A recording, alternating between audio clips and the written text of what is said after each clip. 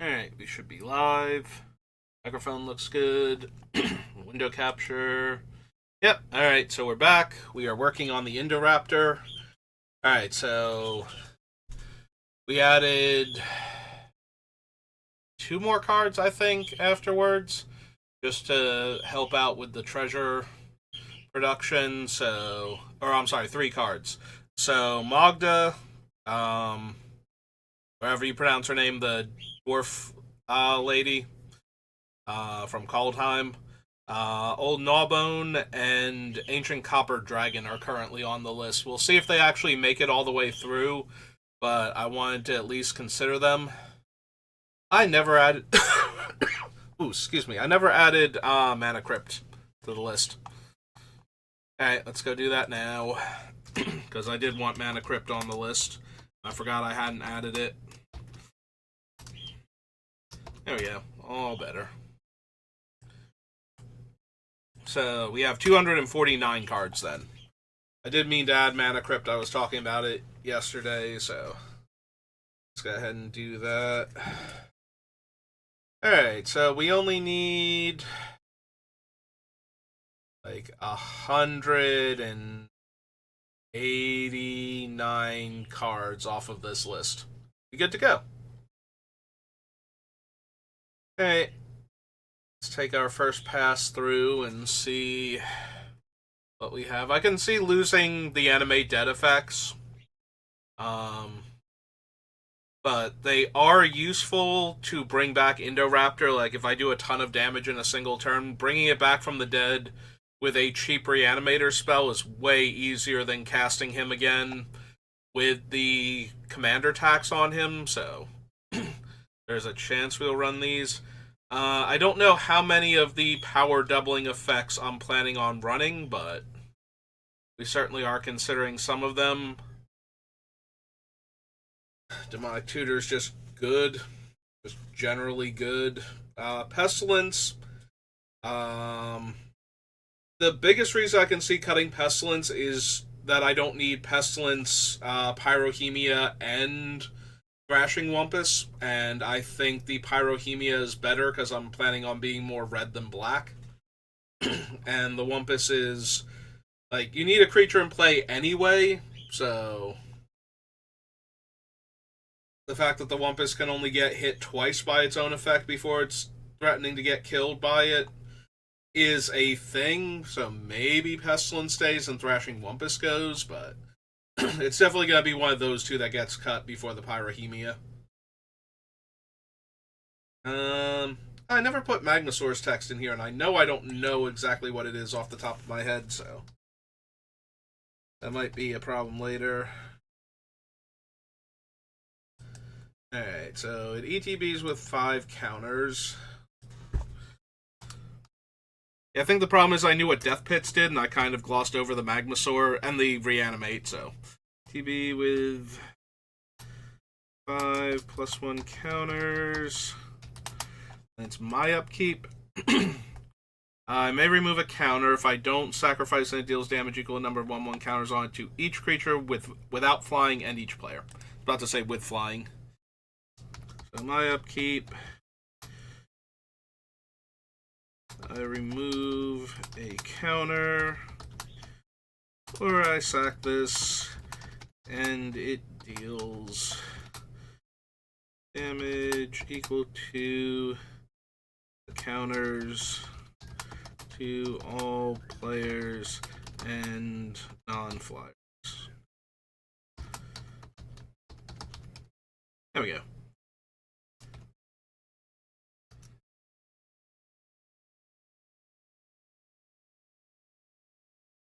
Also, I have the 8 spot. Not that it's going to. Oh. Magma. Okay, yeah. Magmasaur. Right? Yep, that's it.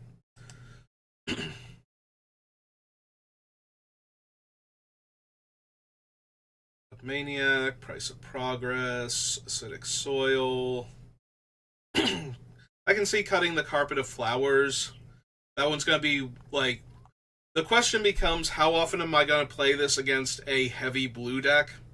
Like, if somebody sits down with any of the mono blue commanders, like, what do they have to be before I'm like, you know what? No, I think this is a fine matchup. Because a lot of times a very heavy counterspell deck is going to throw off getting the Indoraptor down after having dealt a ton of damage. So, unless the other decks are more threatening, so it won't matter if Indoraptor only costs, like if I'm getting like 7 mana towards him, if I have to cast him twice in the same turn.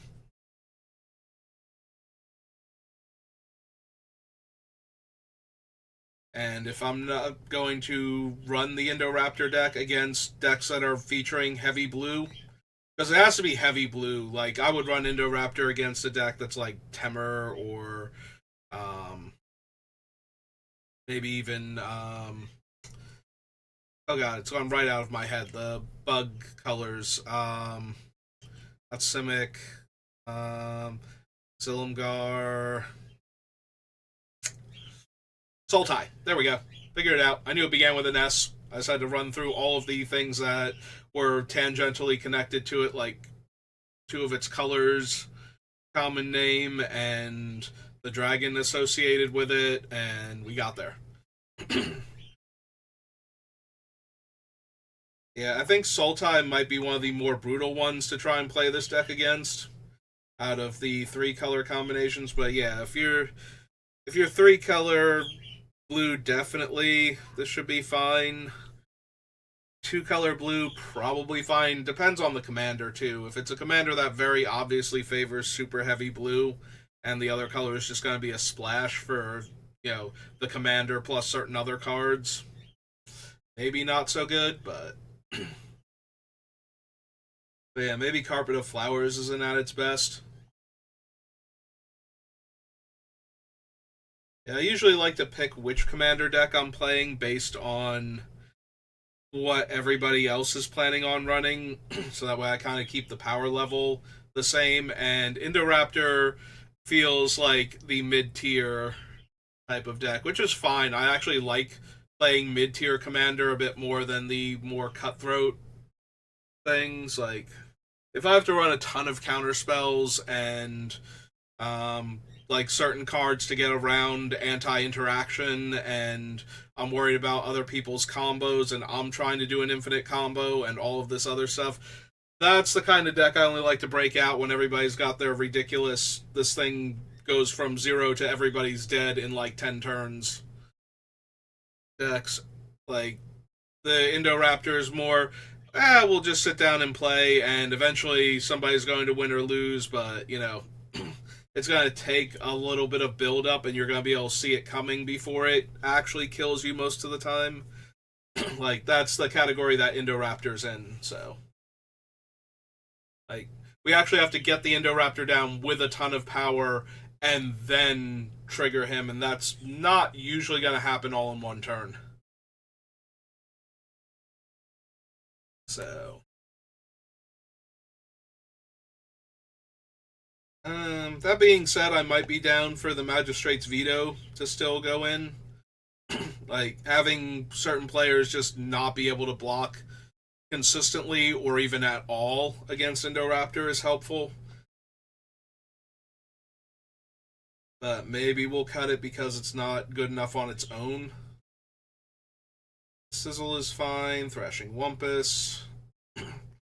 Flame Rift is basically the ideal card for this deck. Like, 2 mana, deal 4 to each player. Means that we're getting like 8 to 12 counters on Indoraptor, so.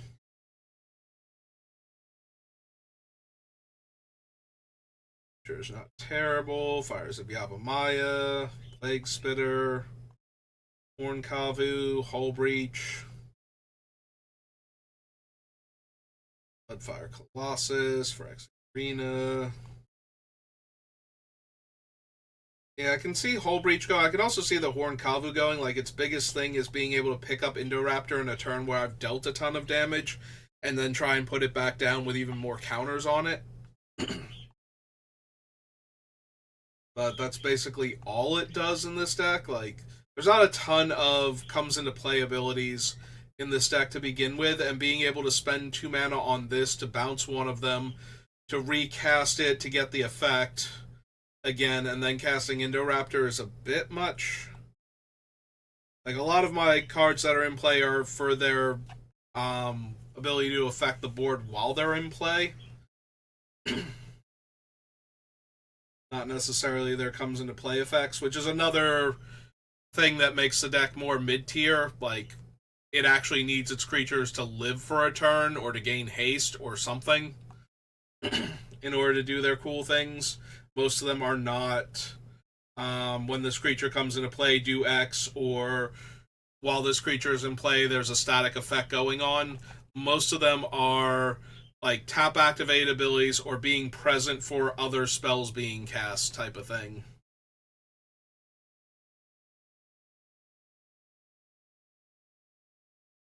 I can see cutting the Rumbling Slum, like dealing 1 damage to everybody, is nice and all, but in and of itself, probably not good enough. Out of all the power doubling effects, Fatal Frenzy is probably the worst. Berserk can do things like, let me kill a creature, or, Berserk somebody's attacking creature going after somebody else. And it's only 1 green mana. Fatal Frenzy is 3 mana, can only target my thing, and still kills it at end of turn, so. And it's also a sacrifice effect. I don't remember if Berserk is. I think Berserk destroys the creature, which is actually better because we can make it indestructible. Let's check actual Berserk. Yeah, destroy that creature if it attacked this turn. So...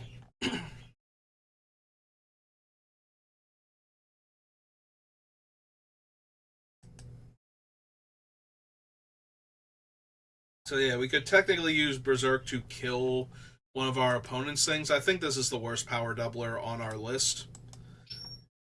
We haven't gotten all the way through it, but it definitely feels like the least likely one I would still want to run. I could see cutting Molten Disaster.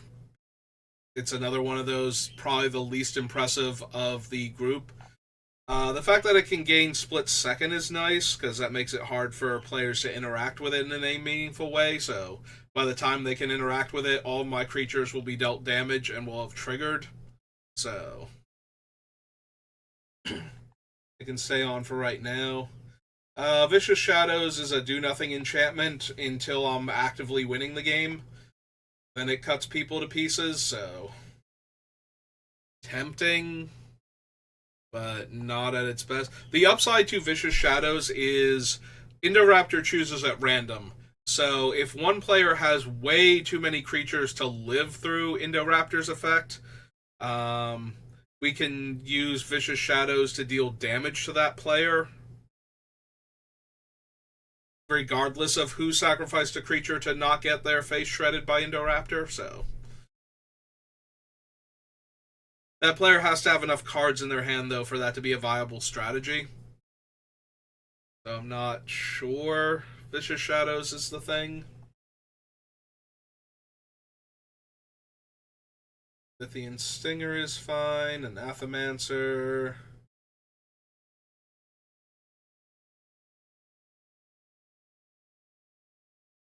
Alphagore. Oh, I hit my parrot. It's out and about. Oracle, Quest for Pure Flame. Not the Pure Flame, as I wrote it down last time. I can see cutting this because it's a one-shot, and I have to deal damage. 4 different sources that I control have to deal damage. The upside is that it doesn't have to be non-combat damage or specifically combat damage either. So getting 4 counters on it isn't that hard. But yeah, it's a one-shot after that for the effect, so I can see cutting that one. We'll have to see how high we are on mountains. Like, if the deck's running like 30 basics and 15 of them are mountains, Koth is definitely going to make it. Because he might be a ritual in the deck in addition to being able to deal extra damage. So,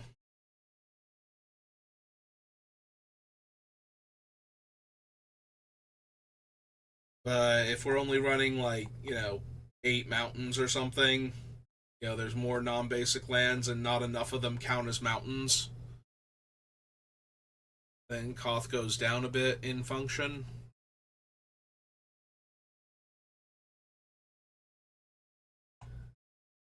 Molten Psyche is very questionable. I need to have 3 artifacts for the damage portion, which is the only thing I care about. I do not want to cast this without Metalcraft. So if Metalcraft looks like it's going to be an issue, we only have Metalcraft when I draw one of the thing that makes like 3+ treasures on its own, then we don't want it.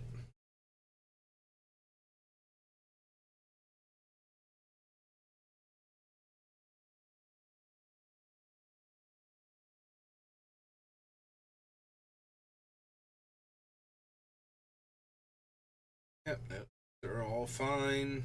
Fire the Dam, Corpse Jack Menace. Corpse Jack Menace is one of the doubles counters. The fact that it doubles counters makes it very tempting, because while Indoraptor is really the only thing we super care about getting its counters doubled, counter doubled actually does a lot for Indoraptor. So we don't want any of the like when this creature gets one or more counters, put an additional 1/1 counter on it type of things, because that's not a big enough bonus. But actually doubling the counters goes a much longer way for making the card super useful in Indoraptor. Like an Indoraptor that's got 13 power versus an Indoraptor that's got 23 power is a huge difference. That Indoraptor can potentially kill a player from their starting life total in 2 hits, whereas the other one takes, 4 hits to actually accomplish that. So.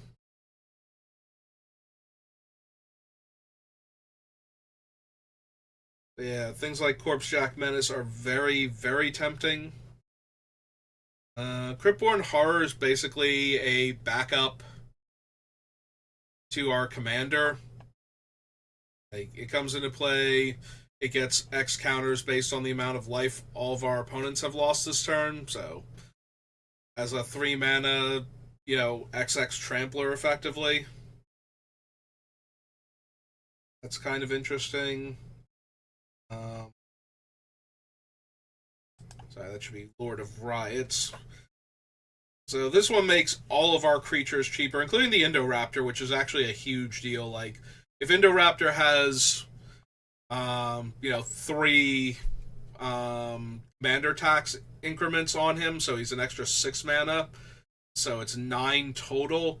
Rakdos can shave up to 6 off of the, or 6. He can shave 7 off of that, because one of the things on Indoraptor is colorless. So in addition to this one colorless here, the additional cost can also be reduced, since it's an additional cost to cast. We can actually shave that off with Rakdos. So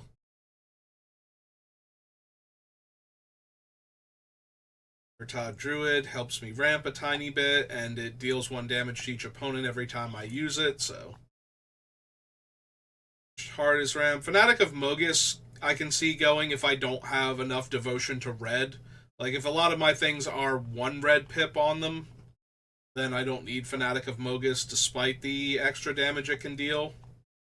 Perforos is just every time a creature comes in, I deal 2 damage. Now, we don't have the go wide strategy, so it's possible I can cut Perforos because I don't have enough creatures come into play consistently, but we'll have to see. Xenagos is just another way to give haste. It's also a power doubler, so definitely don't want to cut that.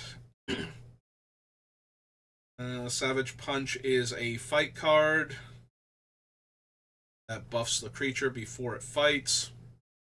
Because Indoraptor, with 1 counter on it, already gets +2/+2, so We're planning on putting a lot more than one counter on it.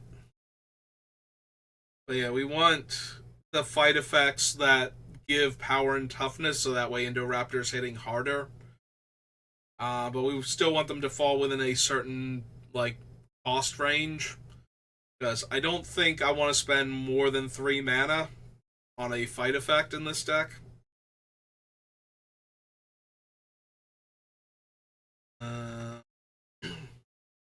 Arcbond can deal a ton of damage and fits the theme of the deck pretty well. Atarka's Command, Impact Tremors. Impact Tremors seems very, very low impact in this deck. Like, it's half the strength of Perforos, and I'm already not sure I'm putting creatures into play often enough for Perforos to care. So I think the 1 damage area effect for Impact Tremors isn't worth it, being honest. I could see cutting Occam Hellkite, but we'll have to get a bit deeper into the removal before I know if I don't want it anymore. Yeah, I vaguely remember Simpower. I'll add his text later, but 3/2 Menace, and I reveal the top card of my deck, and any opponent can take damage equal to the casting cost. If they do, it goes to my graveyard, otherwise it goes to my hand. We'll have to see how many actual instants and sorceries we have for Thermo Alchemist. The Emerald Gearsmith is tapped to do his thing, so we can go ahead and get rid of that. Even with all of the treasures I'm expecting to have, I don't expect that to be a thing. We don't have the +1/+1 counters matter theme strong enough, and also we have like 4 different creature types that we're split among, so get rid of Metallic Mimic also.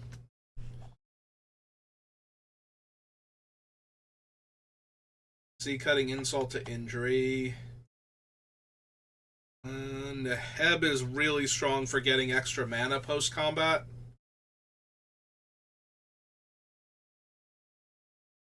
Like, Neheb itself doesn't have to have attacked. And we can just get red mana based on how much life our opponents have lost, which makes it very similar to Rakdos in being able to get Indoraptor down for basically a green or black mana under the right circumstances. Angrass Marauders is another really weak damage doubler, so we might get rid of that one. Enrage gets a land, Enrage draw a card. Fight effect that might only cost 1 mana and gives my creature +1/+1. Enrage gets a 1/1 counter and has Flash, is one of the weakest ones that we have on the list. So that one could go. Suncrown Hunters is 3 damage to each opponent. Yeah, Brass's Bounty is one of those ones I'm not too sure on. I can see cutting it, because by the time we have 7 mana, I do expect this to make like 4 to 5 treasures when we have 7 mana.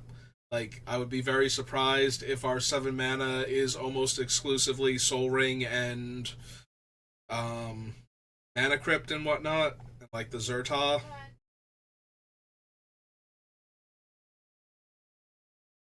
Reckless Rage can probably go. 4 damage is like more effective than the 1 to 2 damage I'm normally dealing to creatures, but yeah, it's probably still too weak. I probably want something like Ryle more than I would want this, and I don't think I want Ryle either. I think the Foundation is fine. Macedon. And this is another fight card that buffs. Blackblade Reforged can probably go, but it is a huge potential power and toughness boost since it's based on lands. And that's how I plan to ramp most of the time. We also have the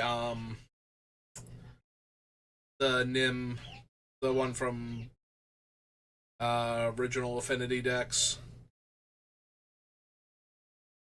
Cranial plating. There we go. Yeah, we have cranial plating on the list because we might make a ton of treasures with some of our cards. So between those two, we've got both of our ramping colors or ramping styles covered. The cranial plating gives a much better power boost when we're doing the treasure thing for much cheaper. But at the same time, the black blade is still playable. It's only 3 mana to equip the Indoraptor, and that's mostly what I'm worried about. But the fact that we can't comfortably equip it to most of our other things is a bit much.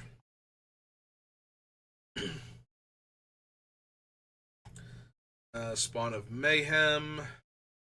One of our better pingers.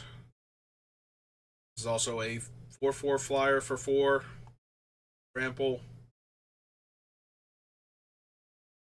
Ronus is another relatively weak power doubling effect, but it's not unplayable.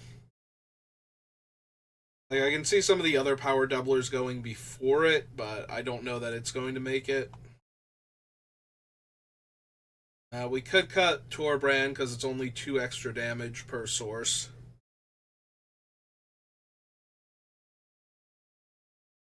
Still not awful. We have to see how many odd sources I have of damage before Obosh gets to stay or go. If I'm leaning into too many even sources, then we definitely cut Obosh.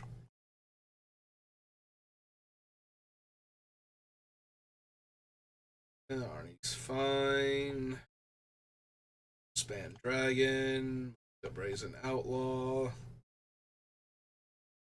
I can also see cutting the Quakebringer. There's like one other giant in the deck. Although the other giant also benefits from what we're trying to accomplish, in that it's the one when it attacks or gets targeted by opponents' things, I can choose, and one of the things is dealing 3 damage to everybody. So, well, 3 damage to each opponent. That combined with the 2 damage this thing can deal, and the fact that it won't let them gain life while it's in play.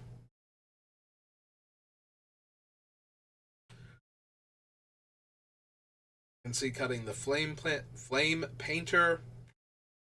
We move down.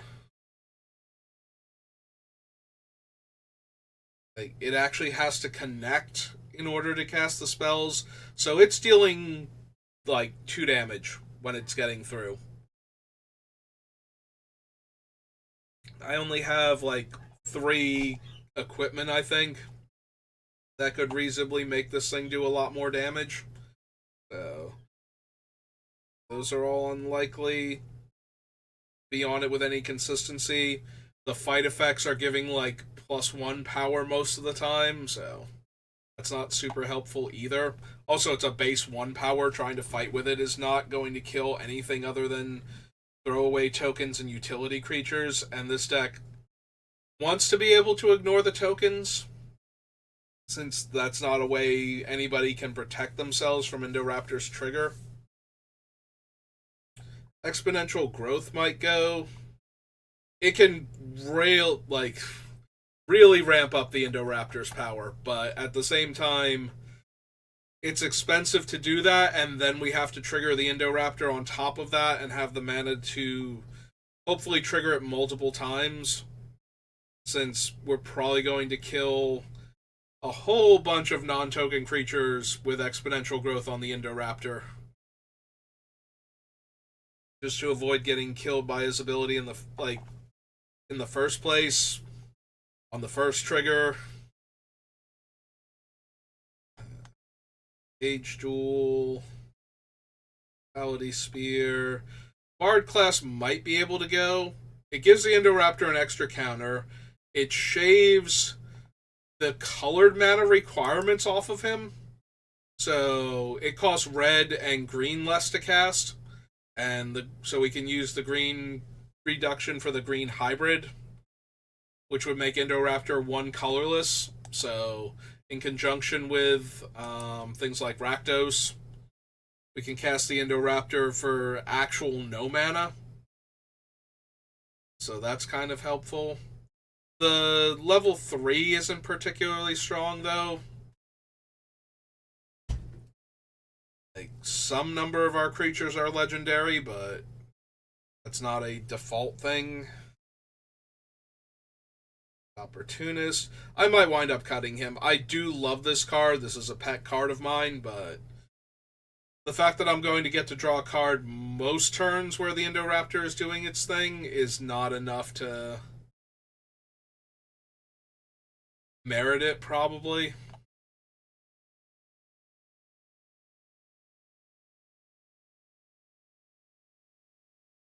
Keep those for now. Fable the Mirror Breaker's fine for now. Bootleg Stash could stay or go. Orfeo could stay or go. Agnes's biggest thing is that she makes tap treasures. Like, that's the biggest drawback to her. Because if I could attack with a whole bunch of haste creatures in a turn, get a bunch of treasures I could use. So she might be leaving. Facebreaker is fine for right now. Tail Swipe, Terra Sunder, Nation, Dominuses. City on Fire. Atali might go just because it's a purely value powerhouse card and not actually on theme. And I said that when I put her on the list. Put him on the list? I forget how it works with Atali right now. I could definitely see cutting Atali. Listening Dawn is 2 big bodies. So I'm planning on ramping with land, so maybe. It's Fury, Fall of Kara Andros. The nice thing about the Fall is it's not one or more opponent's creature, so if I deal enough excess damage to the board, I would get 1 giant token.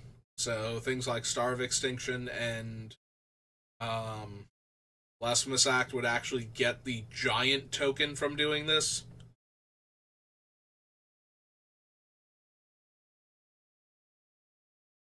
Fire Inscription can just as easily go as the Thermo Alchemist, depending on how it's looking. Rowan can really help since I have a bunch of things that will damage all players. Being able to reduce the casting cost on my black and green spells until end of turn. I do want to deal the damage to myself on my turn also. That also helps Rowan be at her best. There's no downside to this card. It's just a 3 mana 6/6. I can see cutting Yaraxonal, since a lot of the things in this deck are capable of dealing 4 more damage, but I also have a bunch of them that deal 1 damage. So the fact that I can ramp those up if I want to with Axonal is tempting. Also, Axonal can pick up either of the 2 equipments, and then all of a sudden the damage goes from being, no, most of my things deal 4 anyway, to, oh no, Axonal's power is like 15 or something. This is actually an issue. Especially with things like the Sunshot Militia, the Gearper Aether Grid, the Munitions Expert, I think is called, or something like that. So yeah, all of those suddenly get really out of hand with Axonal in play, especially if its power gets adjusted. And I can do a few things to adjust its power, so. Roaming Throne, I want to name Dinosaur most of the time. So that way Indoraptor's triggering more often. Skull Spore is another power doubler. The Militia loses a lot of its power. Like, it can deal... I suppose the big thing about it is you tap 2 untapped artifacts to deal 1 damage to each opponent. Works super well with the treasure, because I think the Aether Grid is tap 2 untapped artifacts, deal 1 to any target. So that's a little bit less impressive at that point, so maybe the Sunshot Militia actually gets the nod over that. Fire Servant is restricted to my red instants and sorceries. There's a very real chance that that one's not going to make it.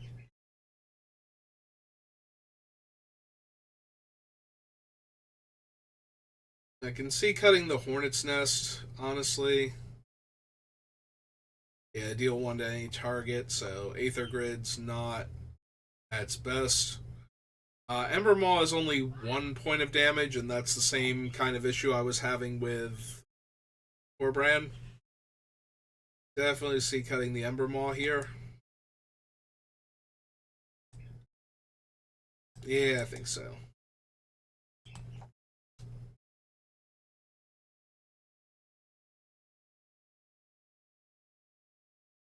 Drakaseth, Fire Emancipation, Terror of the Peaks. Unleash Fury is less impressive than Berserk, but at the same time, definitely doesn't kill my creature, so. Like, I might still want to attack with the Indoraptor with Berserk. Honestly, I probably want to attack with this also, but, you know. The biggest problem is that Berserk will kill the Indoraptor at end of turn.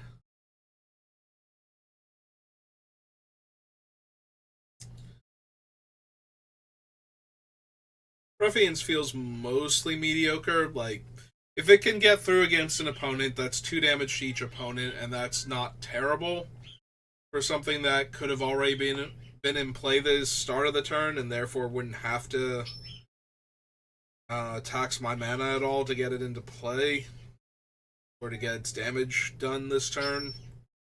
But at the same time, if I want it to do more damage, I have to be able to attack other players.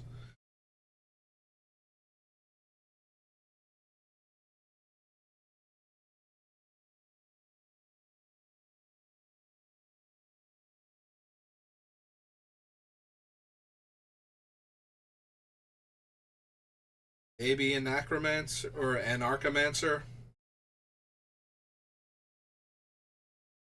I do want to cast a lot of spells in a single turn cycle is the biggest thing. And the more of them I can afford to cast and still play the Indoraptor, the better I'm doing. Like, ideally, this thing is functionally 2 mana. Since I'm going to cast a red or green spell, most likely a red spell to deal damage to the table, and then another red spell in Indoraptor, if nothing else, so that's 2 mana right there.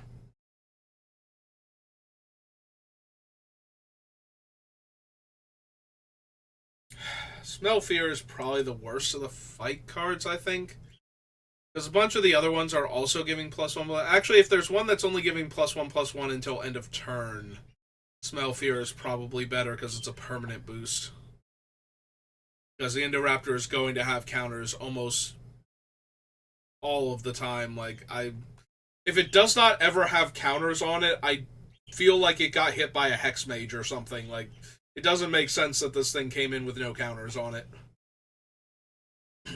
Lena can add a ton of mana, both from a large creature that I cast, that I then get the mana back for, essentially, or from the Indoraptor itself being in play, allowing me to follow it up with, you know, things like activating Thornbite Staff more.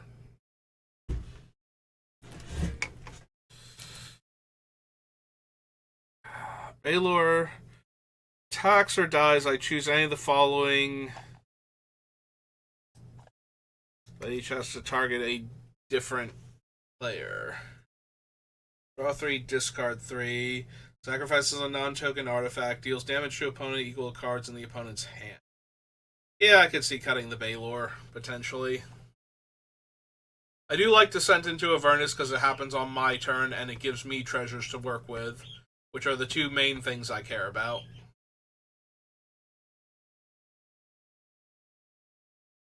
Each opponent. Karlak is one of the I can get an extra combat step cards.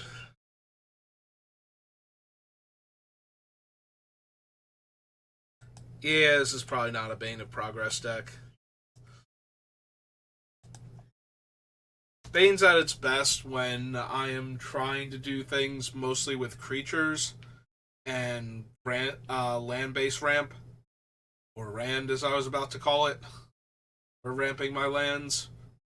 So, destroying all the artifacts and all the enchantments.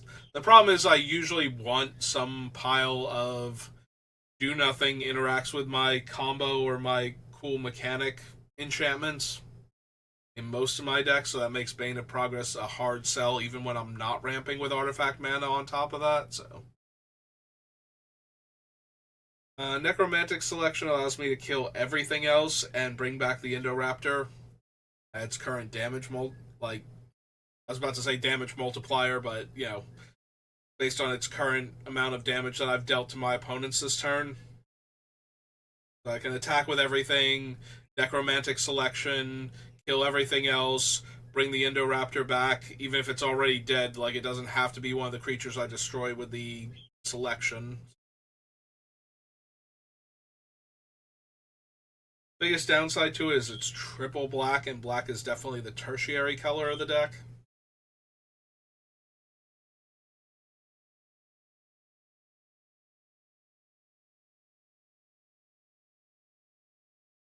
I'm also wondering if Impact Resonance is actually like anything in this deck. So deals X damage divided as I choose to creatures based on the highest damage dealt this turn by a single source to a single permanent or player.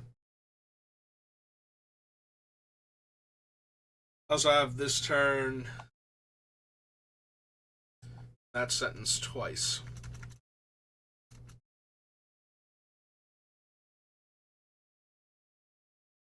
Yeah. Do I actually want Impact Resonance? It has a lot of upside in that I might be able to kill most of the non-token creatures after somebody took a big hit from like Indoraptor or something. So it has a decent way to clear the board of non-token creatures without necessarily killing mine, which is what a lot of my stuff will do.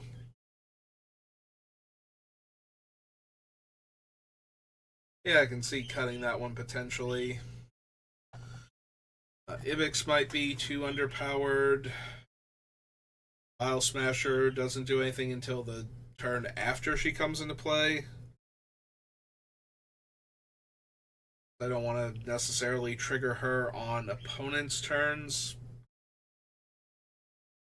Almost definitely casting my first spell on my turn to trigger her.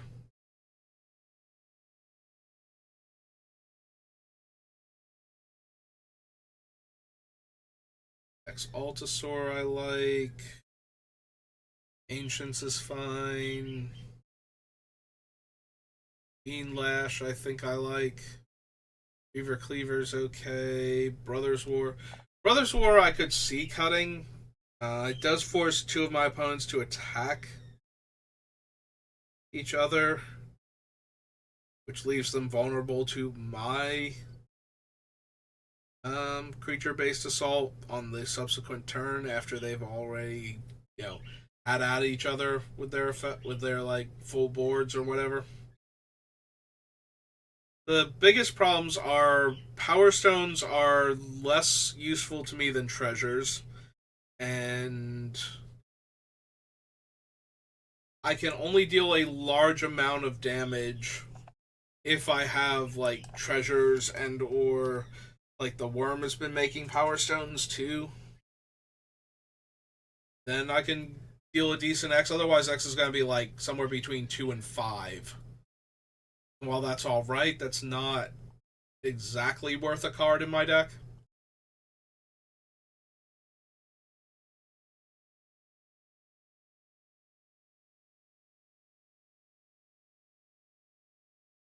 Blast Furnace is okay. Wall Breaker is another extra combat step. It's also one of the few things I have that can boost a creature's power and toughness.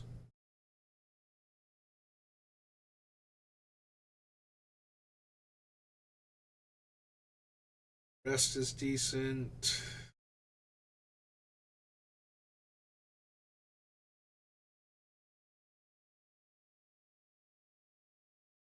It's Altasaur. Blood for the Blood God is funny. I don't know if it's actually going to make the deck or not.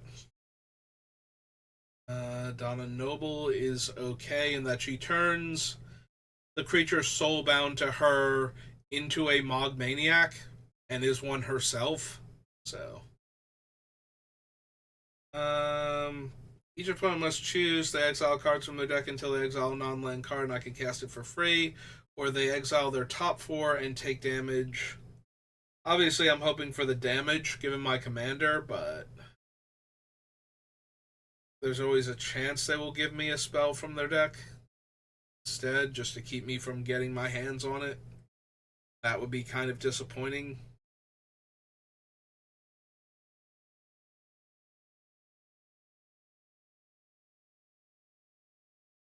Have are the magic strings. F. I'm wondering if Goblin Goliath isn't just the worst doubler, since I need to spend mana on my turn to do it, and it's 4 mana each time. Yeah, I think he's good to go. Like, just comparing it to the Fiendish Duo alone makes me kind of want to get rid of it, so. Alright, so if we copy Blanca, he would have been number 9, so we got 8 cards off the list. Alright. We're almost, like, if I want to keep it under an hour, I've got less than 15 minutes now. Alright.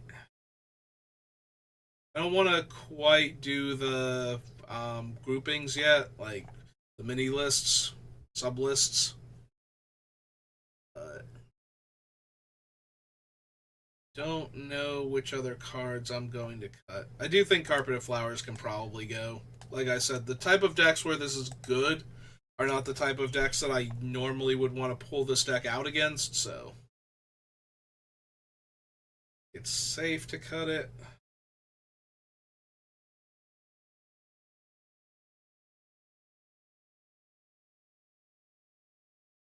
Keep those. Big Spitter's fine. Yeah, the whole Horn Kavu trick isn't really a thing. I think it's neat and all, but I have a land for that if I really want that effect, so. Yeah, down in the commander decks, there's a land that bounces your commander on your turn only.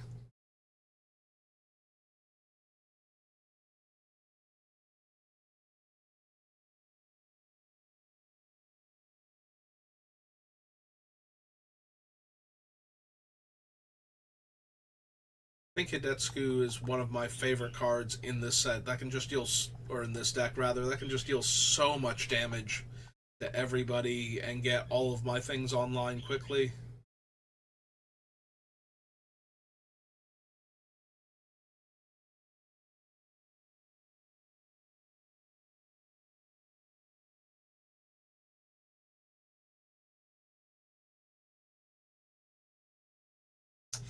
Yeah, I feel like the Vicious Shadows is just a 7 mana do nothing enchantment most of the time. Like the times where it's good, it'll be really good, but I don't feel like that's happening as often as I would like it to. Anathemancer only hits one opponent at a time, so I can see cutting that one. I think it was early enough where I could seriously consider a 3 mana deal, like, 4 to 5 damage to a player and then have a body on the table, but.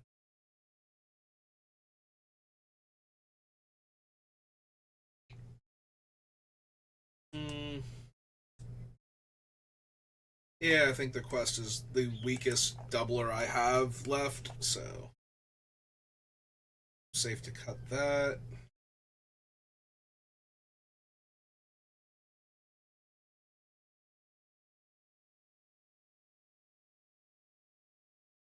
Yeah. Oh, I never took the other things off the. Oh no, I did. Carpet flowers. Never mind. With how it was bunched up, I thought I didn't take the other things off of the list for a second there. But yeah, I think we're good to cut Molten Psyche. Just barely have the artifacts for it if I don't have one of the artifact makers. So, Plague Storm staying for right now. Olivia stays. On fire. Corpse Jack.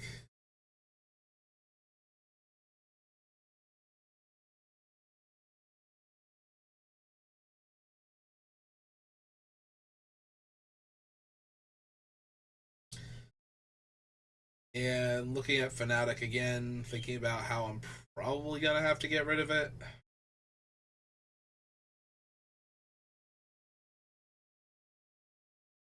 The Hellkite's a better creature, but as a 6 mana 4/4, like I have much better statted dragons in this deck.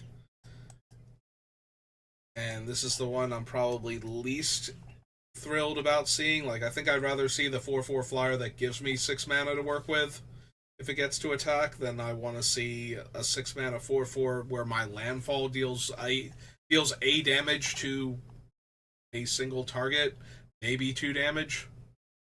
Even if it was probably 2 damage, I don't think I would be thrilled about that one.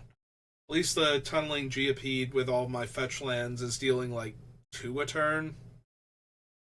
As long as I'm cracking fetches, and even that's kind of low impact. So I might wind up cutting that one too.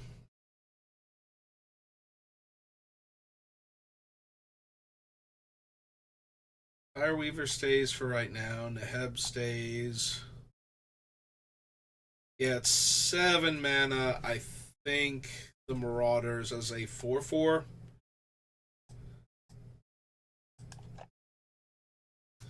Like, Fire Emancipation is dealing more extra damage. City on Fire is dealing more extra damage, and I can convoke it. So, I think I need the Marauders. The biggest upside to the Marauders is that they're actually a creature that can deal damage, which I think is why their casting cost is so high in comparison to things that are doing triple damage when functioning.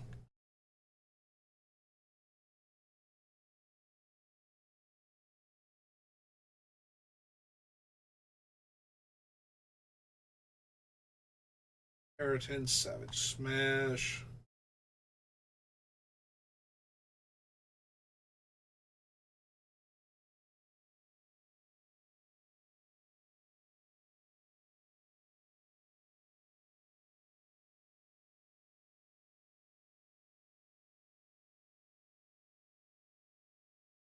Definitely feel like I'm cutting Obosh. I don't think enough of the things are odd. I think I have more even casting cost stuff than I have odd casting cost stuff, so.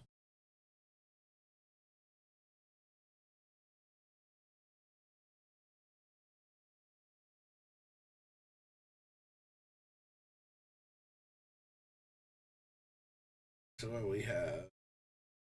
1, 2, 3, 4, 5, 6, 7, 8. Another 8 cards off the list. 233. Alright. I want to make sure I got at least one building Indoraptor in today, because usually I do one in the morning, and then I either draft or do something else in the evening. I don't think I'm going to be doing any drafts. I did the Schimmel event the other day just to have one of those, but I think I got all of the fun and interesting things out of just giving it a shot the first time. Like, I don't think it gets much more fun or interesting on repeats, and it's not really worth it resource wise, but it was something to do. So I don't know if I'll be back on doing anything else later today, but I do appreciate you joining me for this one at least. So thank you for watching, and I will see you next time. Good rest of your day.